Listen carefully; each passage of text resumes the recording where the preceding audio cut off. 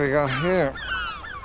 A really interesting video with an insight into my private life, including my world-famous ring pull collection and physics homework notes from the 1970s. Well, they won't sell many of those. Let's see what else we can catch.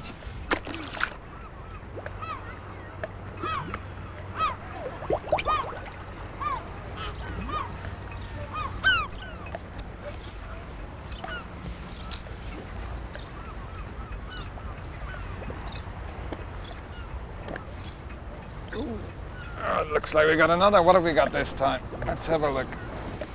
Oh, dear me. Oh, you wouldn't believe it. It's one of those John Virgo no dad waistcoats. I know now why they call them no dads. It's because at Christmas all the kids say, "No dad, I don't want one of those silly things."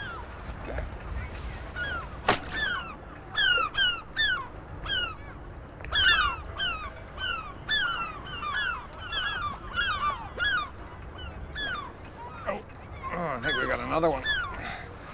Now, what could we have this time? Let's have a look. Oh, look at this. An old fishing accessory. I wonder who that belongs to. There's no prizes for guessing.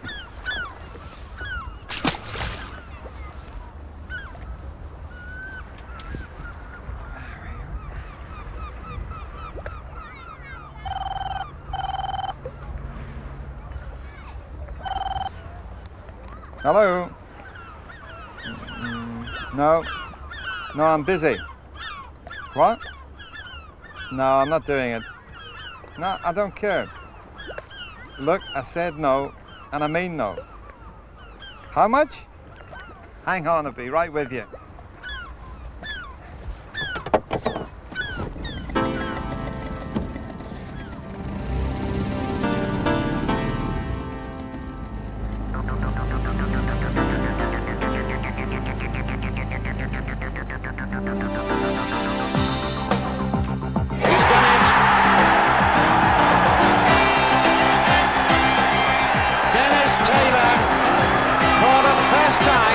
Becomes Embassy World Snooker Champion 1985.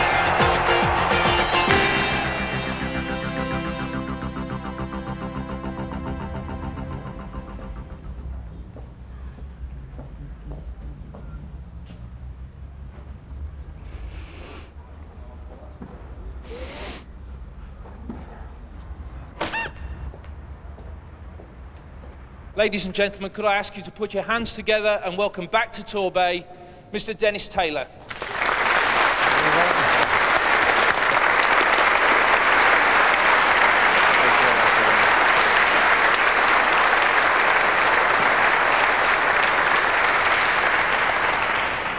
Well, hello and welcome to an evening with me, Dennis Taylor. And what a show we've got lined up for you tonight, ladies and gentlemen. First of all, you're going to see a superb snooker player. Secondly, you're going to see some superb trick shots. And thirdly, you're going to hear some superb jokes. Eh? Well, 1 out of 3 won't be bad, will it? I was extremely delighted to be asked to do this show. I think it was last Wednesday they asked me. I'm sure it was last Wednesday. Yeah, it was definitely last Wednesday because I remember it was the only day this year that B&Q didn't have a sale on. But I haven't been feeling too well lately, ladies and gentlemen. I had to go and see the doctor yesterday. He said, "Have you been having any problems lately? Have you any trouble passing water?" And I said, "Well, funny you should say that, doctor. I keep getting these dizzy spells every time I drive over London Bridge."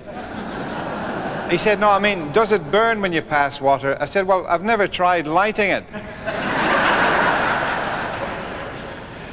But what he decided, I was just suffering from a huge hangover. And he was right. You know, I had 15 pints last night. That's the last time I'm drinking that Bacardi. Now, a lot of people always ask me, whereabouts do you come from originally? Well, I come from a quiet little fishing village in the north of Ireland. Some of you may have heard of it. It's called Belfast. Yeah. Oh, we got some in tonight. Yeah, it's twinned with Beirut, isn't it, eh?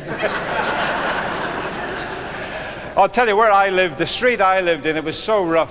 I'll tell you what, we had a pub in that street that had a pig in the bar as an air freshener. And you know, the local barmaid used to be called Kate Adey.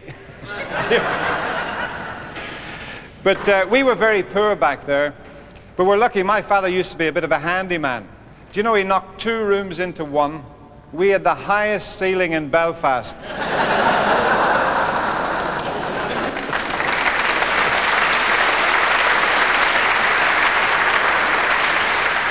But we were very poor. In fact, this is how poor we were. We couldn't even afford laxatives.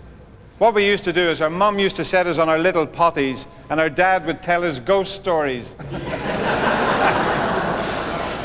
But there was a family lived next door, you know, they were even poorer than we were. They were called the Kenyans. Every day a little lad used to come around knocking on the door saying, "Can you lend us this?" and "Can you lend us that?" He came around this day and he said, "Mama says, can you lend us 2 slices of bread? And could you cut it with a jammy knife?" Right? But we're also a very unlucky family. I mean, my dad was so unlucky he bought a suit with 2 pairs of trousers and burned a hole in the jacket. And my uncle Seamus, he was very unlucky as well. Do you know, he died drinking a can of Long Life. Now that's unlucky, isn't it? Oh, my uncle Brendan, well, he was the unluckiest of them all. He went into the hospital to have his tonsils out, and some silly sod turned the trolley round.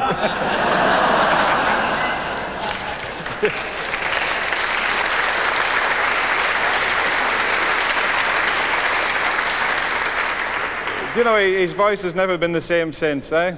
But I was the most unlucky of them all. This is how unlucky I am. If Dolly Parton had triplets, I'd be the one on the bottle. Right?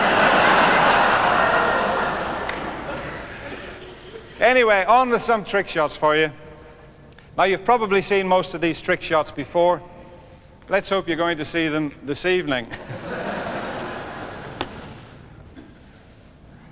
This first shot here is called the disappearing shot. This was made famous by Lord Lucan. The idea is to put the 3 balls in the 2 corner pockets. The black and the white should go in the right corner and the red in the left. Now, if I happen to get one of these, you can give me a little round of applause. All right? Now, all these shots worked one night.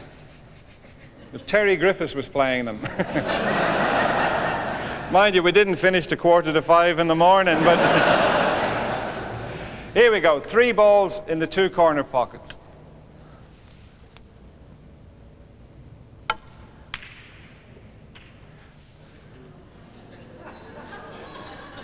Oh yeah, somebody's playing a game. I can see. Let's have a look.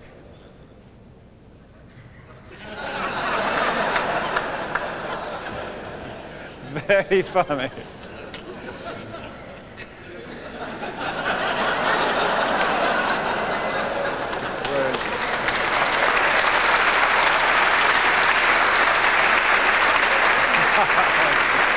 That's very kind.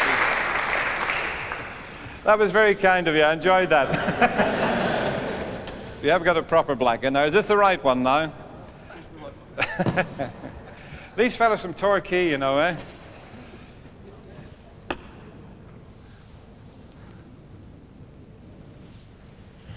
I thought that was a bit strange, that. I thought I hit it quite well, that one.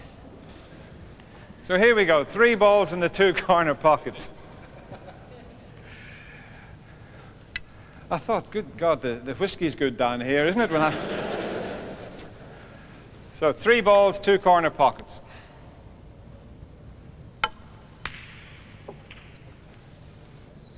Go on. There.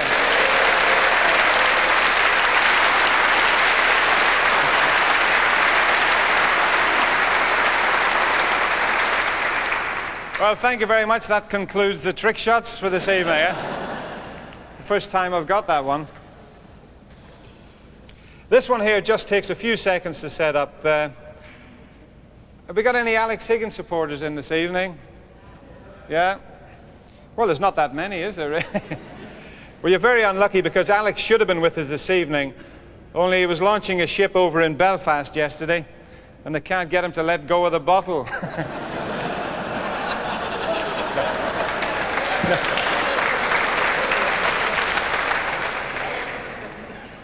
No, that's not true, really. But he did well to qualify for Sheffield. Do you know he had to win 5 matches to get through to the final stages, the televised stages, which is a terrific feat.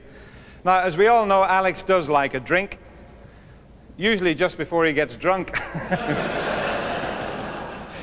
But no, while he was at Sheffield, he'd got a new drink because we had to play some of the matches at 10:30 in the morning. So Alex was drinking Scotch and Windeline. He still got drunk every night, but in the morning his eyes were as clear as a bell. It's a good drink. Right, back to the serious stuff. During a game, you often find yourself in this position here.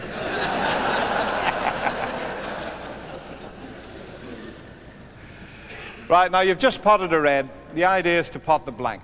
There's a few ways of doing this.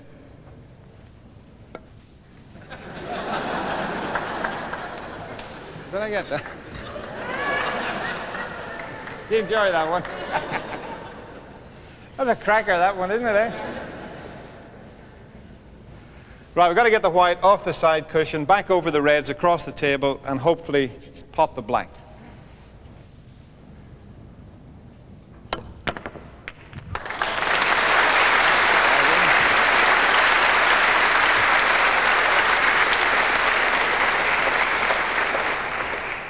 I must tell you about Alex, while we're talking about Alex there. Do you all watch Question of Sport?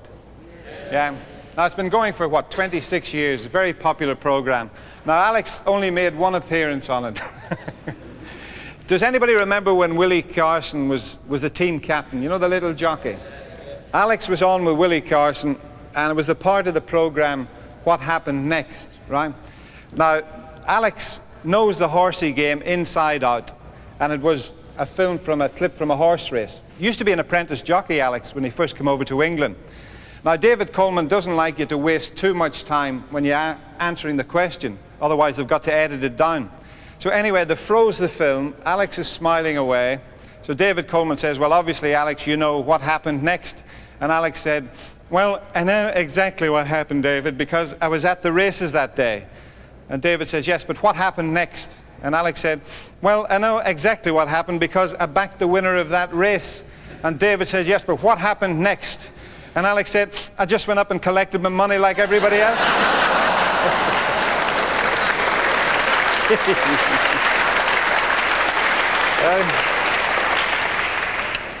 He's a great lad, a great character is Alex. The first time he arrived over to Blackburn, where I'm based, he came into the shop I used to work in. He had this big long box. And I said, what have you got in the box, Alex? And he said, there's snooker cues, Dennis. I said, Alex, if I can guess how many cues you've got in the box, will you give me one? Well, no, I didn't say that. Let me... Behave yourself up there. Let me rephrase that. I said, Alex, if I can guess how many cues you've got in the box, can I have one? And Alex said, Dennis, if you can guess how many cues are in the box, you can have them both.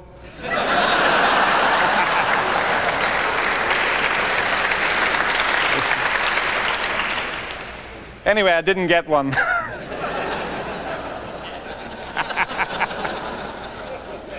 Right.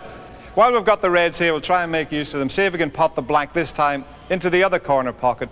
We have to spin it around the reds. Now, if you raise the butt of the cue up, strike down on the white, little bit of right-hand side, the black should spin around the reds.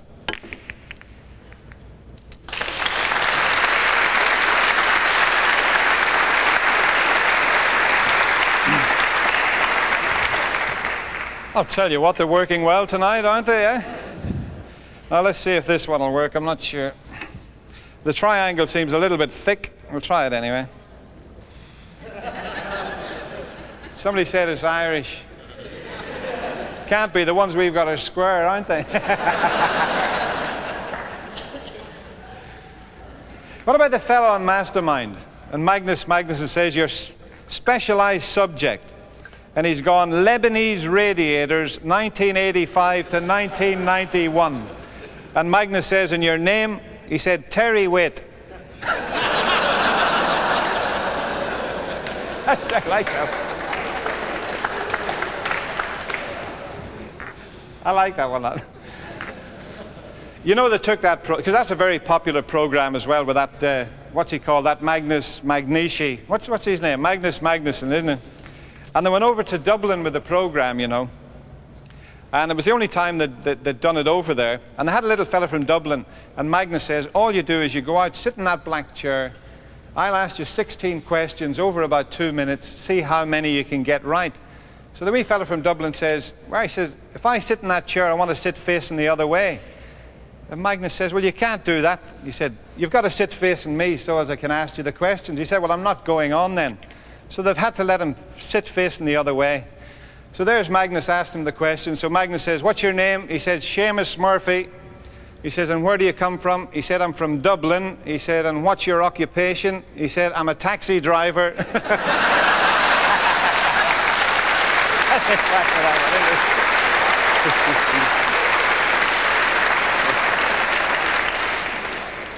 That's terrible, isn't it?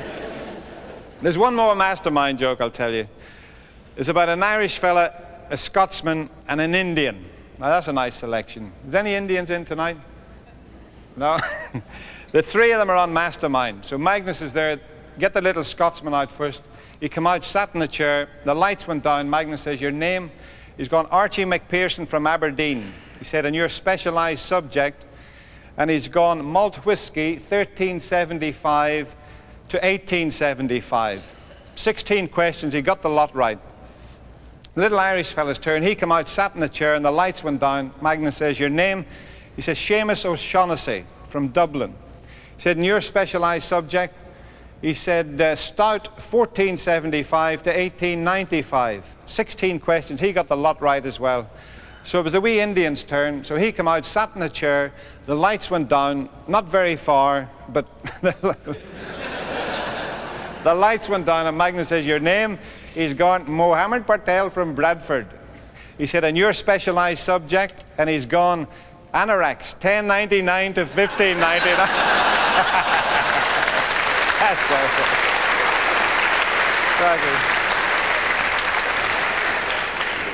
Dear me. Let's see if we can pot the black again for you into the same pocket. This time we've got the black surrounded with 3 reds. We've got to hit the first red. It knocks the second red out of the way. It in turn knocks the third red up the table. The black comes out of the little cluster, runs up the table, hits the triangle, jumps over the 5 reds and into the pocket. Have you seen this one before? Have you not? I've never seen it either. One of these nights it's going to work. Right. Black in the corner pocket.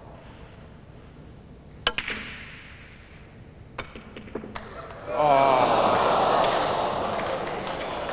It's okay. I know what was wrong there.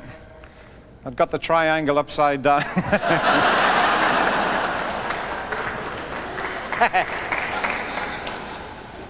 Had a cracker, that one, isn't it? Frank Carson used a 10 turkey. I mean, turkey. Right, if I don't get it this time, I'll buy everybody a drink.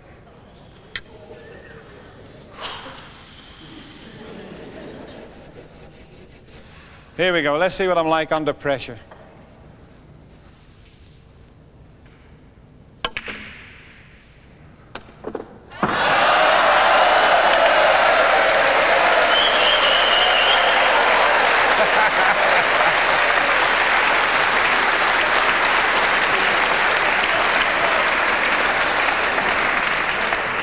Oh dear.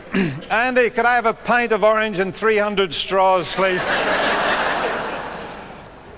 One last try.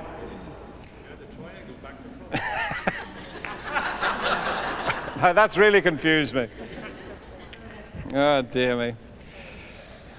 You can tell I'm Irish, eh? What about the Irish fellow who was teaching his dog to wee in the gutter and he fell off the roof and killed himself, eh?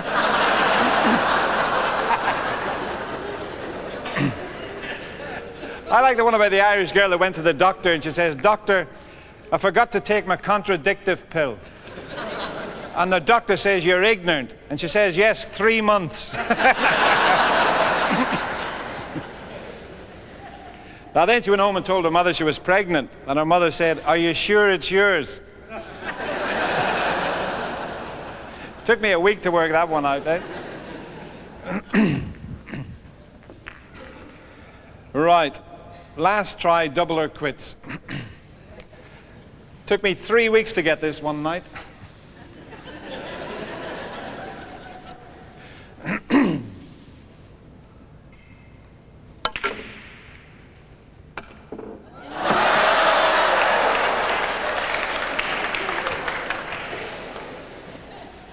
I'm not going until I get this one, okay? Dear.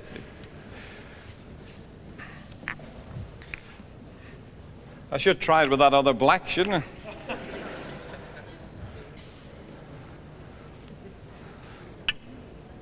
Does anybody else play? Who else plays snooker here? Come here, have a go at this here. Give him a round of applause there, come on.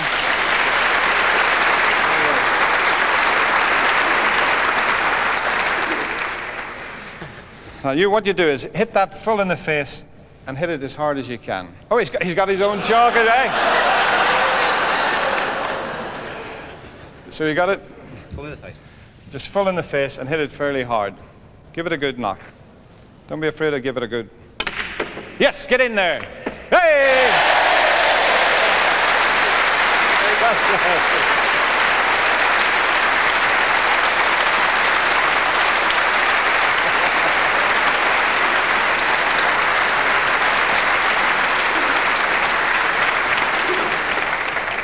There we... Well, listen, yeah, you haven't finished yet. We might need you again. Oh, dear me.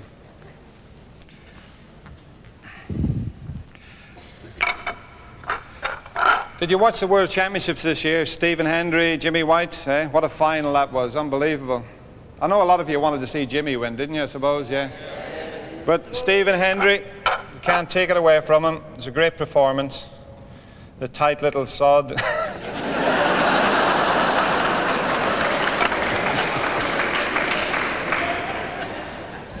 Can't get a drink off him at all.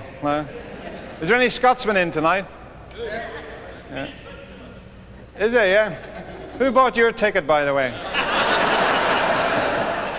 No, I teamed up with Q Masters, the same management as Stephen, but he is a tight little devil, you know. The first time I went to see him up in Edinburgh there, I knocked on his door. He used to have a flat in Edinburgh. I knocked on the door. So I went in through the door there, and he's got this scraper in his hand, and he's taken the wallpaper off the wall. And I said to him, "Are you decorating, Stephen?" He said, "No, I'm moving."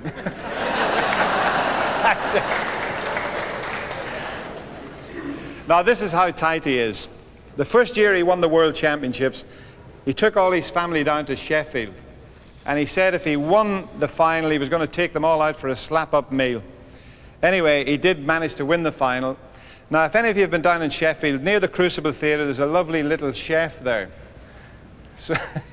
So he took them all out to the little chef and ordered them all bacon, egg, and sausages. And his little brother was there. He's only this size. And he left 2 sausages on the plate. So Stephen, when he was paying the bill, said in a fairly loud voice, "Oh," he said, "we'll take those sausages home for the dog." And his little brother started jumping up and down, shouting, "Whoopee, we're going to get a dog."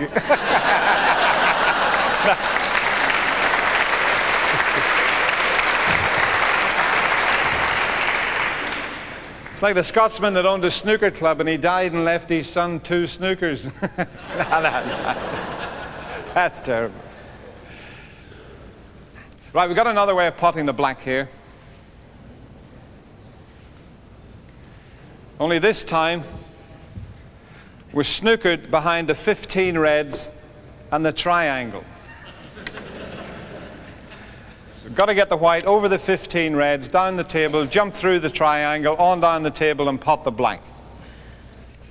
Now, if this one doesn't work, I'd cross your legs there. I could finish up with a cannon. Oh, there's a lady billiards player up there.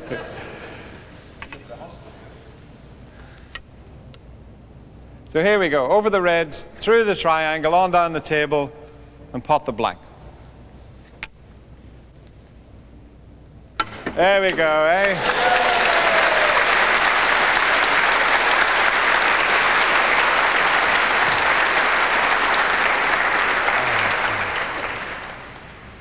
What about that one about Paddy who walked into a pub and he's gone up to the fella behind the bar and he opened his hand, he had a big lump of dog muck in his hand, and he says to the fella behind the bar, "Look at I nearly stood in."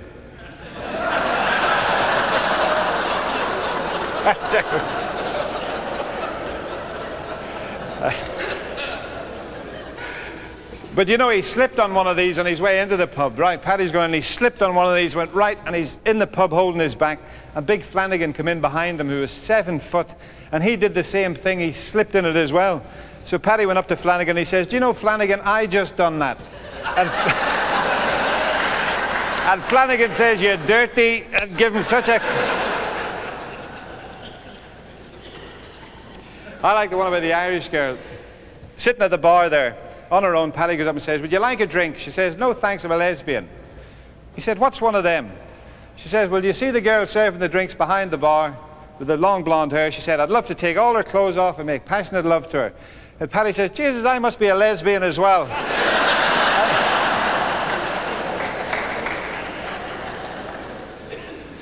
But no, he did say, "Would you like a drink?" She said, "Well, I'll have a Bristol cream." And Paddy says, "Well, do you drink that or do you rub it in?" I don't get that one. Very tricky shot this to get first time here. We're going to send the red ball off 1, 2, 3 cushions. It should come up, flick the white out of the way, hit the triangle, and make it fall down onto the 15 reds. I might need a couple of goes at this one.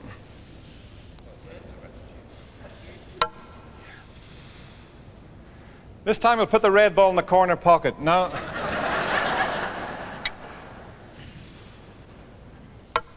now that's got a chance. Go on, get in.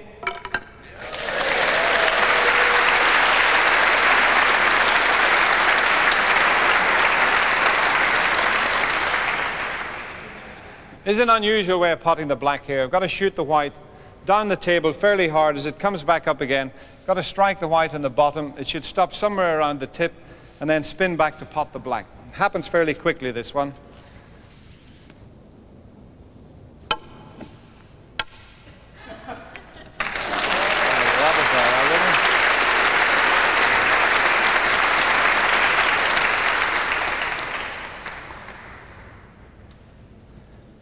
It's a tricky way of potting the black.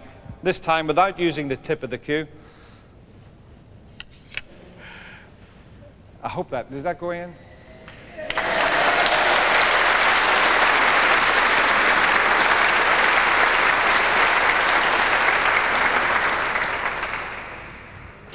Well, I was telling you earlier about that final with Jimmy White and Stephen Hendry. Do you listen to some of these commentators? Yeah, I do a bit of commentating when I'm not playing. In fact, I've been doing a lot of commentating. But no, I enjoy it because you know what the players are going to do because you've played against them all, so it does help you out.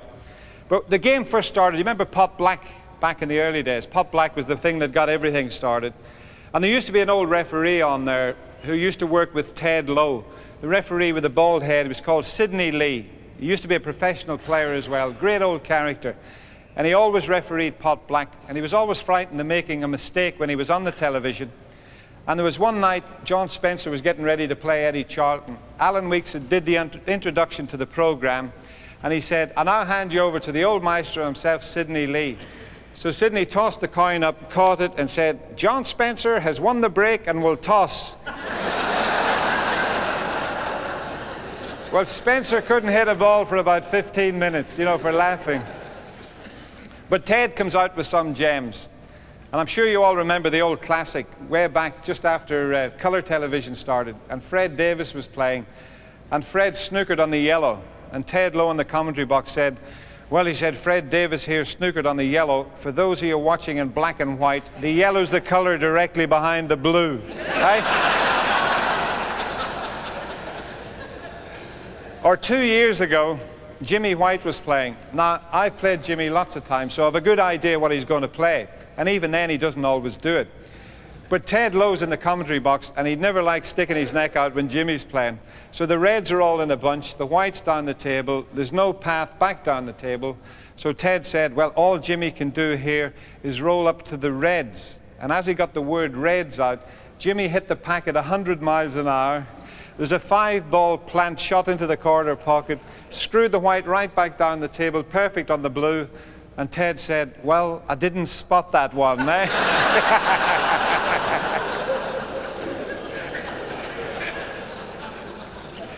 Or who was playing? Yeah, Tony Knowles was playing. I mean, he's a great one for the ladies, is Tony. And big, good-looking fella. He's quite a big lad, Tony. He must be 6'3" if he's a... And you know the plant shot? The Canadians are always famous for playing a plant shot. And they're quite difficult if the balls are, you know, not close together. So he's got the shot, and Tony's eyeing it up, and this, you know, he's looking and looking, and Ted Lowe said, well, he said, Tony Knowles is going to find this very difficult here. He said he's got 9 inches between the balls.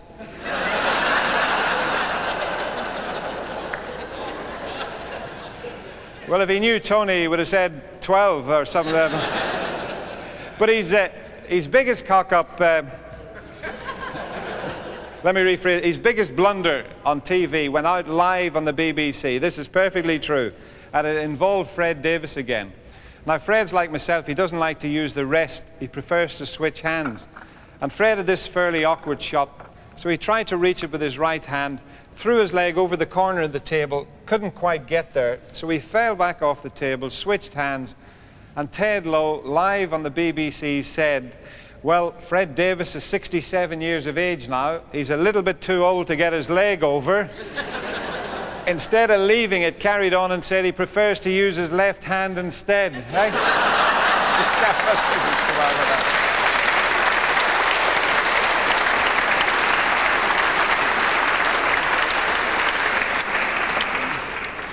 Good old whispering Ted, eh? Right, this next shot's all about cue action and timing.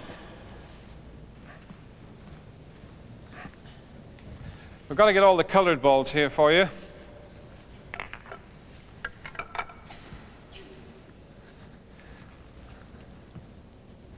And we've got to send them all running around the angles again. They should start interweaving in the middle of the table and eventually all finish up in the top pocket or on the floor. It takes quite a bit of practice to play this shot. This is another speciality of Terry Griffiths. He's another big name in the world of snooker. There must be 15 letters in his name, isn't it? 15. A lot of people think Terry's a bit funny, you know. Well, he is. Well, the reason I know is he closes his eyes every time I kiss him.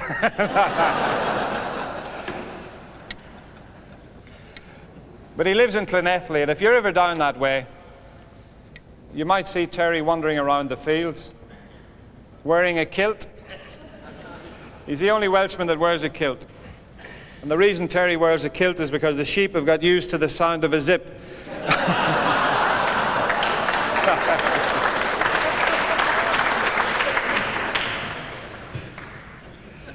Let's see if we can get this for you. Here we go. Somebody liked that one. Here we go. 1, 2, 3, 4, 5, 6, 7, 8. Hurry up, Blue. Go on, go, go, go, go, go, go. Oh.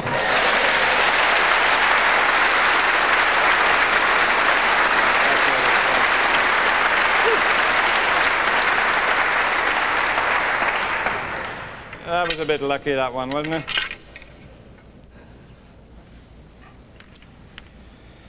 You know, I get a lot of stick about the old glasses, but anybody that wears glasses, they'll know how difficult it is to play snooker. Now, there's a fella in Manchester many years ago who used to play a lot of money matches, and he'd fixed this challenge match up for £1,000. He'd heard about his opponent, but he'd never seen the fella playing. So when the fella arrived at the club, he'd got a pair of thick bifocals on. The other fella's rubbing his hands. He thought, well, this is going to be the easiest money I've ever made. So they set off to play the best of 9. And the fella with the bifocals won the first 5 games. He potted everything. The other fella went up to him at the end, shook his hand. He said, well, that's incredible. He said, but how do you manage to play like that with a pair of glasses? The fella says, well, it's quite simple. When I get down to take a shot, he said, they're bifocals, so I see a big ball and a little ball, and I see a big pocket and a little pocket, so I pot the little ball into the big pocket.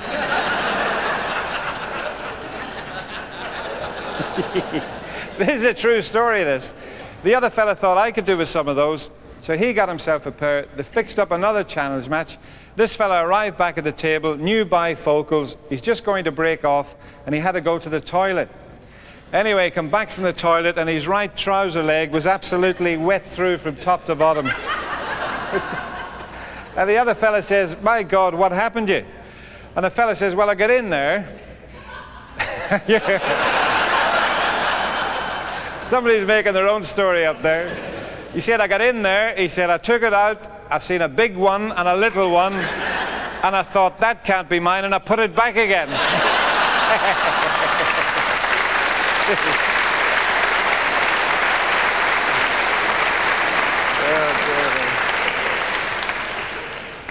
That's terrible.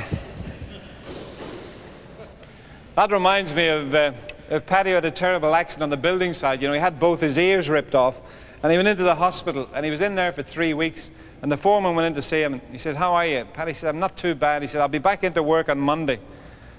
So the foreman goes in Monday, he sees Mick, who's a good mate of Pat's. He said, "Now, Pat's coming back into work on Monday. Whatever you do, don't mention his ears. He's very, very sensitive about it, so don't mention the ears."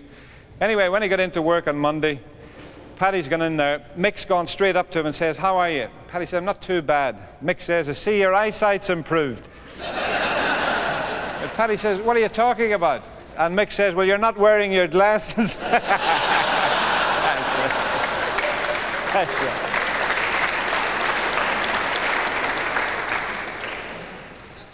Very precise shot, this. Be nice if we could get this for you. I've got to send the white off 1, 2, 3 cushions again. I've somehow got to get it up this little gap here, around the back of the pocket, down the cues, and pot the black. Now this will bring the house down if I get this one.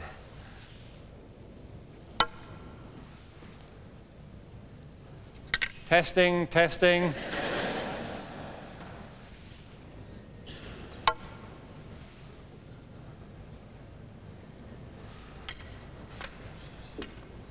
Oh, we got a chance. Now, please, go in.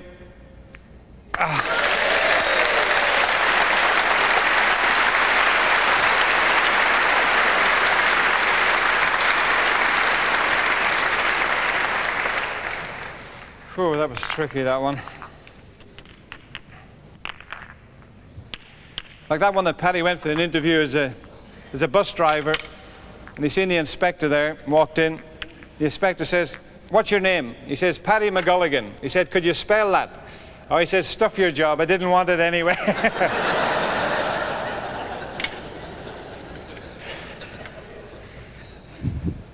So he went for an interview on a building site, goes to see the foreman there. The foreman says, Paddy says, "Can you make tea?" He says, "I can, sir. I worked for Wimpy's for 4.5 years. And the foreman says, "Can you drive a forklift truck?" Paddy says, "How big's the bloody kettle?"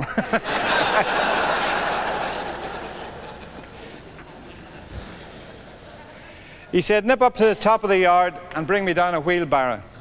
So off he went. He came back down 5 minutes later, and he had 2 wheelbarrows, one inside the other one. And the foreman says, "Paddy, you're stupid. I told you to bring me 1 wheelbarrow down."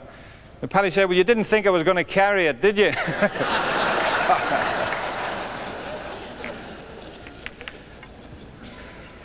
Right, see if we can get the 3 balls in this time for you. Got to get the 3 balls in 3 different pockets, the red, the black, and the white. So that's the 3 balls into 3 different pockets. Keep your eye on the white. It's the tricky one.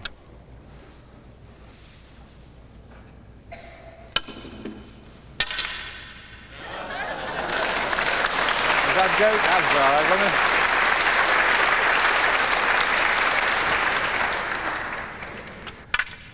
I like a nice little story. You know, Paddy's decided to go fishing this day, so off he goes with a little fishing rod, and he's got a little pickaxe.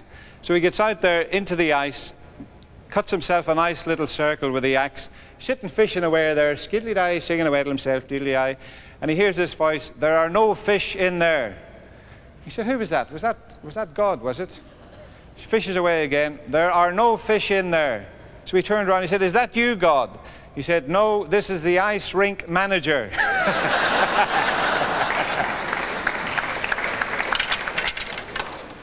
Terrible, eh?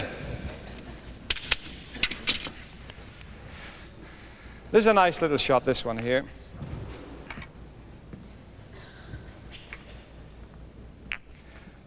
You've just potted a red, right? The white comes round, you snookered for the black. You'll probably play one of the other colours. If you put plenty of chalk on the tip, nominate the black, and you're quick enough. It's just a matter of getting down and potting the black. So don't forget that one. Did you miss that? Did the boys miss that one? I'll do it up this side for you. I'll show you how this one works, and then you'll be able to play this. Show your school friends this one. So watch it carefully. In fact, I'll give you an action replay, all right? Have you got it there? Yeah, here we go. Action replay.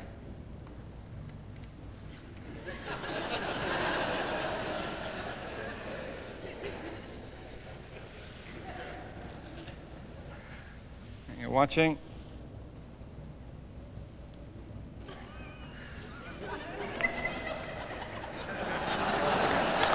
It's quite good, that isn't it?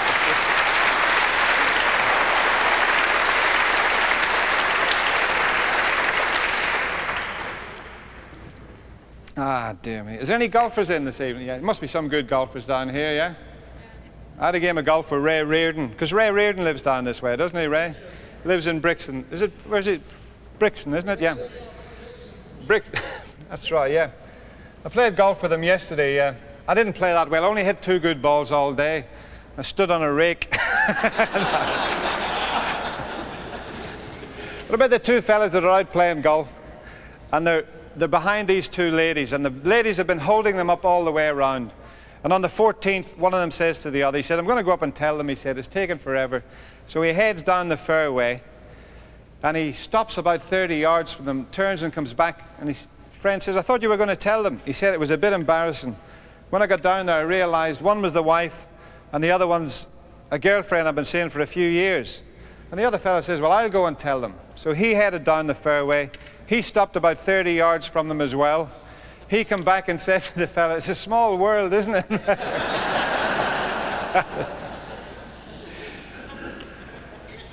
Now, I like the one. There's 2 old pensioners playing golf, and they were both hard of hearing, and one of them was playing out of his skin. He was going par, birdie, birdie, par, birdie, but every time he teed the ball up, he's that far in front of the tee box. And he couldn't stand it any longer, this other one. And on the 9th, just as he was addressing the ball, the other one shouts, Albert. So Albert jumped back off the tee, switched his hearing aid up. And George says, he said, Albert, he said, you're a foot in front. And Albert said, you can call me what you want, but I'm still 3 under.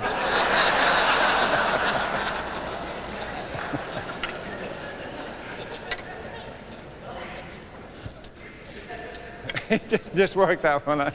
Took me a week to work that one out as well. Right, we're going to finish off with 2 of the hardest trick shots of them all. This one here, you might have seen this one on television. Now, Ken, can you get a volunteer to help me out with this one? Give her a round of applause, ladies and gentlemen.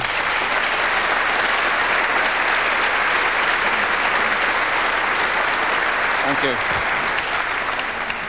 Have you seen this trick shot before? No. Well, you're the only one that's not going to see it this evening. All you got to do is, if you just sit here, throw your legs over the end of the table, and just lie down with your head there looking up at the ceiling. It's quite safe, I promise you. What have I got to do? Just sit on the table, swing your legs, just watch the cloth, just swing your legs over the end. This is dangerous, this one. Right. And just a little bit that way. Not too far, not too far. Back a little bit. And just a little bit more that way. And just lie down and look up at the ceiling. And just bring your head this way. Right. What happens here? We put all the lights out.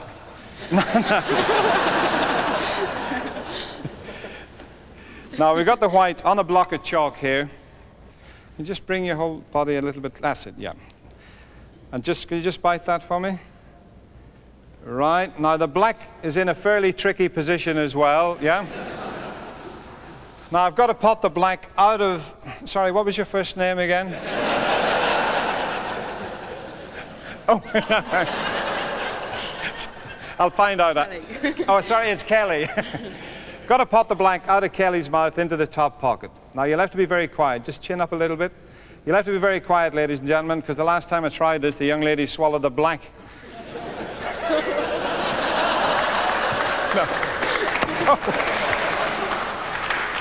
Mind, you should have seen the shot I played to get the black out of it. Here we go. I'll do it this time. Black in the top pocket. Just bite. Yeah. Just bite on tight on the chalk. Yeah.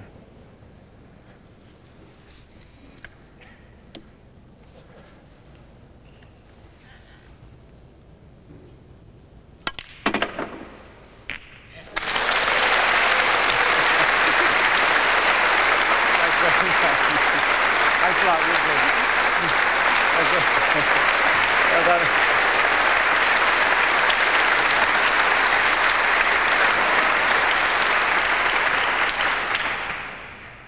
Now, we're going to try and finish off with a machine gun shot for you. Just while I'm getting this ready, I'll tell you one fine little Irish story. It's about Murphy coming home one night along the canal bank, absolutely steamed out of his brains. He'd had about 16 pints of draft drambuie. Now, there was a fella drowning in the canal, Murphy with all the drink in him. He's feeling fairly brave himself, so he decided to jump in and rescue this fella. Anyway, carried on home, 3 o'clock in the morning. There's a knock on the door, 2 policemen there. One of them said, "Good evening, Mr. Murphy. Did you rescue a man from drowning in the canal earlier this evening?" And he said, "I did, officer, but I don't want any medals for it." They said, "Well, God love you, Murphy. We didn't come to give you any medals. Just come to tell you that you shouldn't have bothered because he hung himself instead." And Murphy says, "No, he didn't." He said, "I put him up there to dry."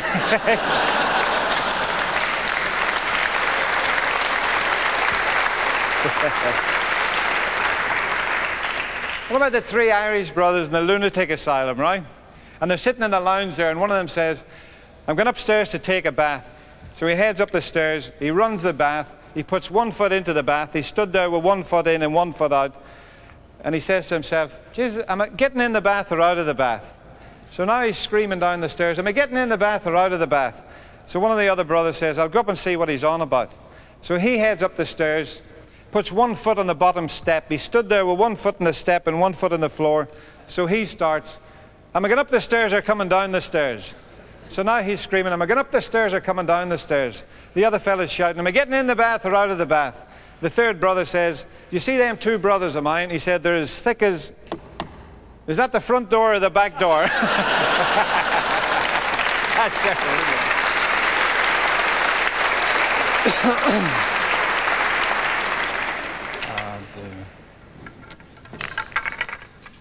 Right. Oh, one final little story. Someone asked me to tell this one earlier. Told this many years ago on TV. It was about Paddy was coming over to England for the very first time, and he was waiting at the airport in Belfast. And Mr. and Mrs. Dunn come up to him, and Mrs. Dunn said to him, "When you get over to England, if you see my son Neely, can you tell him to write to me? We haven't heard from him for 2 years." So Paddy says, "Whereabouts does he live?" And Mrs. Dunn said, "London WC1. Anyway, when he got over to Heathrow, he's walking through the airport, and he happened to look over, and he's seen this big door, and it said WC on it. So he went in through the door, went down along the door till he come to number 1, and he knocked on the door, and he said, "Excuse me, are you nearly done?" And the fella says, "Yes, I am, but I can't find any paper." And Paddy says, "Well, that's no excuse for not writing to your mother yet."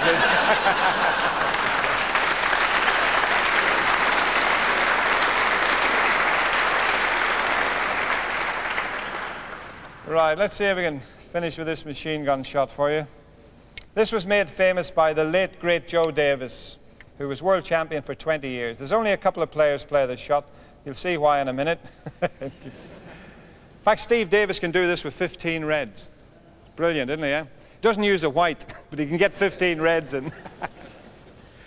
No, he doesn't play this shot, Steve. Doesn't need the money, does he, eh? Yeah. He's got so much money, he wrote a check out last week and the bank bounced.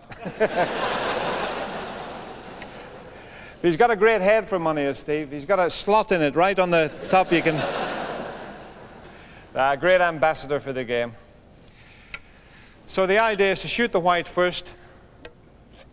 Before the white gets there, we'll try and get all the 7 reds in.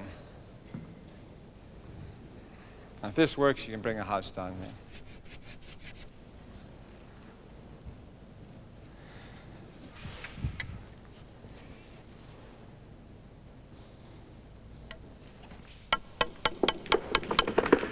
There we go, right. Thanks very much. Thank you. Great. Thanks very much. Thanks a lot.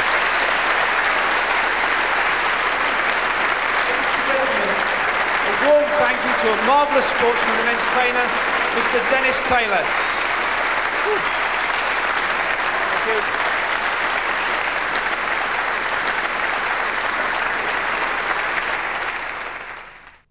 Talking of false teeth, we've got a few minutes to kill, so here's a man who'll kill 'em stone dead. My hairy helper, the one and only John Virgo!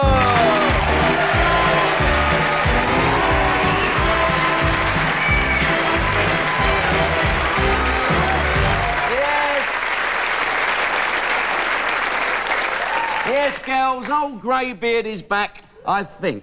Can we get on with it? These lads are making me feel real funny. Is it? Yeah. How are you? All right. Dennis Taylor from BBC Replacement Windows. That sounds like a good dog you've got there, is it? What is it? What type of? A wolfhound, is it? Larry's wolfhound, is it? Ah.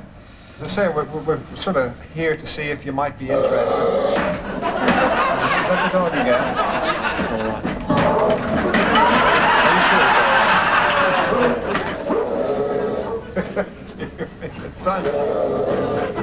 Make sure you keep the door closed, will you? Because I've got another exhibition in February next year.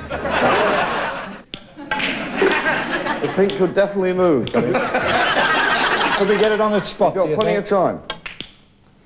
Oh, the pink's plenty of gonna time. move. This pink could move, I promise you. £1,200 for that pink. Back with the black. Plenty Dennis, of this time, is the Dennis. World Championship Come on, stuff. 20 Stop. seconds. Come on, ball, stop. £1,500 for your charity, Anthea. Come on, go. Go. Get in. Go. Get in. Take your time, Go. Dennis, lots of Go. time. Go. Have it.